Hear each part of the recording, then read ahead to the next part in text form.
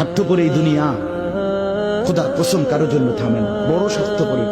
হ্যাঁ, যেদিন বাপের জানাজা পড়ে, যেদিন বাপের লাশ কবরে দাফন করে, সেদিনও বংশধর সন্তান ছেলে মেয়ে ঘন্টাখানিক 2-4 ঘন্টা কাইন্দা কাইটা হইলো, রাতের বেলা ঠিকই ভাত খায়। হ্যাঁ, পাশের ঘর থেকে খানা আনে, ওরা ঠিকই খায়। স্বার্থপর দুনিয়া থামে না রে ভাই, থামে না দুনিয়া। ওই জন্য আমাদের কারোর জন্য থামবে না। তুমি আমি মরে গেলে শেষ। আবারও বলছি কথা, আমি মরে গেলে এরপরে পৃথিবী যত আধুনিক হোক না কেন, আমার কি কথা বুঝছিনি? আমি মরার পরে যদি সবার ঘর স্বর্ণের বাড়ি হয়ে যায় তো আমার লাভ হইল কি?